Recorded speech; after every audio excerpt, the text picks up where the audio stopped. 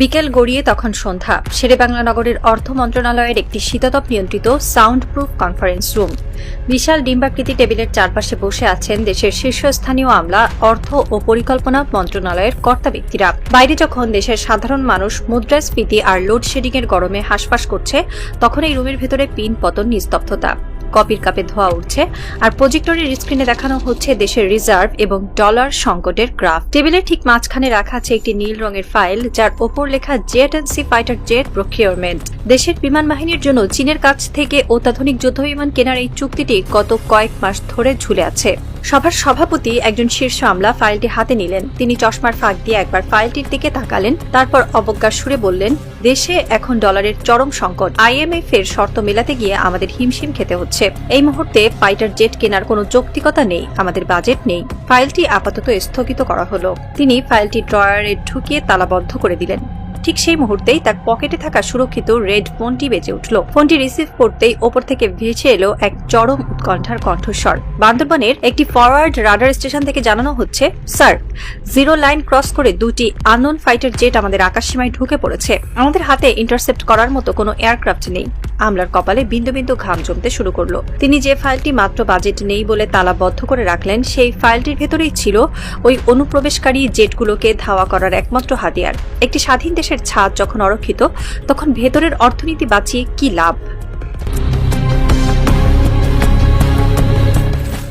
একটি রাষ্ট্রের অর্থনীতি অবশ্যই তার বেঁচে থাকার অন্যতম প্রধান চালিকা শক্তি। ডলারের রিজার্ভ, জিডিপির প্রবৃদ্ধি, আমদানি রপ্তানির ভারসাম্য, এগুলো একটি দেশকে সচল রাখে। কিন্তু রাষ্ট্রবিজ্ঞানের এবং মানব ইতিহাসের সবচেয়ে আদি, অকৃত্রিম এবং রূঢ় সত্যটি হল, যদি রাষ্ট্রের ভৌগোলিক অস্তিত্ব, সীমানা বা সার্বভৌমত্বই না থাকে, তবে সেই অর্থনীতি দিয়ে আপনি কি করবেন? কল্পনা করুন, আপনি আপনার স্বপ্নের একটি বাড়ি বানিয়েছেন। সেই বাড়ির ভেতরে আপনি কোটি টাকার দামি আসবাবপত্র সাজিয়েছেন, মেঝেতে বিছিয়েছেন বিদেশি কার্পেট, দেয়ালে লাগিয়েছেন দামি রং, কিন্তু আপনার বাড়ির ছাদটি ফুটো, বাইরে থেকে ধেয়ে আসছে প্রলয়ঙ্কারী কালবৈশাখী ঝড়, আর আপনি ঘরের ভেতরে বসে হিসাব করছেন, আমার এখন ছাদ মেরামত করার বাজেট নেই, আমি আগে ঘরের ভেতরের অর্থনীতি ঠিক করব। এর চেয়ে বড় আত্মঘাতী বোকামি আর কি হতে পারে? ঝড় যখন আসবে, তখন ওই ফুটো ছাদ দিয়ে পানি আর কাদা ঢুকে আপনার কোটি টাকার আসবাবপত্র এক নিমিষেই ধ্বংস করে দেবে।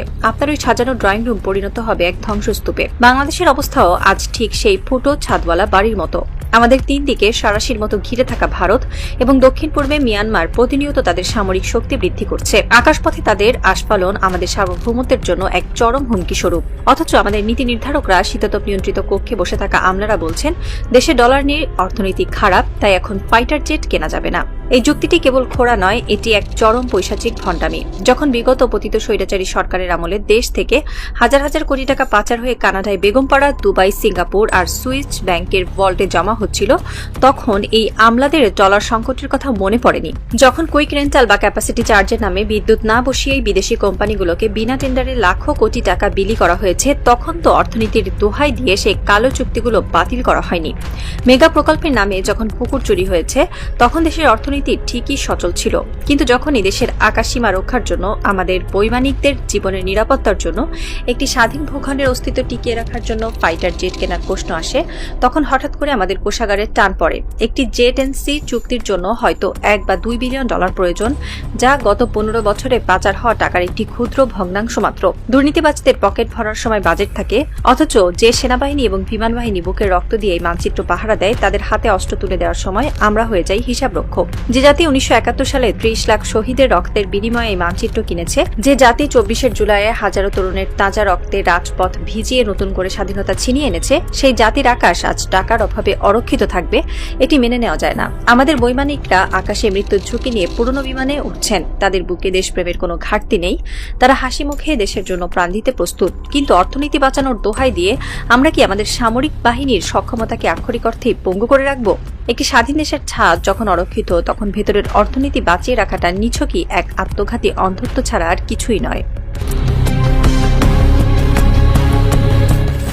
কানাডার টরন্টো শহরের অভিজাত এলাকা বেগমপাড়া কিংবা দুবাইয়ের পাম জুমেইরার কোনো এক বিলাসবহুল ভিলার কথা একবার কল্পনা করুন। ঝকঝকে সুইমিং পুলের পাশে বসে দামি শ্যাম্পেনের গ্লাসে চুমুক দিচ্ছেন বাংলাদেশেরই কোনো এক সাবেক মন্ত্রী, আমলা কিংবা তাদের আশীর্বাদ পুষ্ট কোনো মাফিয়া ব্যবসায়ী। তাদের গ্যারেজে রাখা আছে লেটেস্ট মডেলের ফেরারি বা রোলস রয়েস। সুইস ব্যাংকের ভল্টে কিংবা সিঙ্গাপুরের অফশোর অ্যাকাউন্টে তাদের নামে জমা আছে কোটি কোটি ডলার।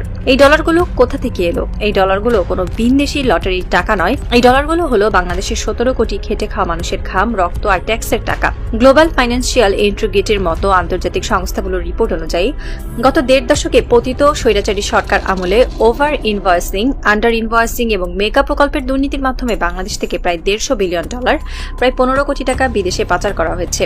যখন ব্যাংক লুট করে শেয়ার বাজার ধসিয়ে দিয়ে আর কুইক রেন্টালের ক্যাপাসিটি চার্জের নামে হাজার হাজার কোটি টাকা বিনা টেন্ডারে বিদেশি কোম্পানি আর দেশীয় অলিগার্কদের পকেটে তুলে দেওয়া হচ্ছিল, তখন কিন্তু বাংলাদেশের কোষাগারে ডলারের কোনো অভাব ছিল না। যখন 1 লাখ টাকার পর্দা, 10 লাখ টাকার বালিশ আর 3 গুণ বেশি বাজেটে ফ্লাইওভার বা মেগা প্রকল্পের নামে পুকুর চুরি চলছিল, তখন তো সচিবালয়ের কোনো আমলা বা নীতি নির্ধারক ড্রয়ার থেকে ফাইল বের করে বলেননি দেশের অর্থনৈতিক সংকট চলছে, এই প্রজেক্ট বাতিল করা হোক। কি এক অদ্ভুত পৈশাচিক আর গা গুলিয়ে ওঠা ভণ্ডামি। যখনই দেশের অস্তিত্ব রক্ষার প্রশ্ন আসে, যখনই 3 দিক থেকে ঘিরে থাকা ভারত এবং আগ্রাসী মিয়ানমারের আস্ফালনের বিপরীতে বাংলাদেশের আকাশসীমাকে সুরক্ষিত করার কথা ওঠে, ঠিক তখনই আমাদের আমলা আর নীতি নির্ধারকদের মনে পড়ে যায় যে দেশে ডলার নেই।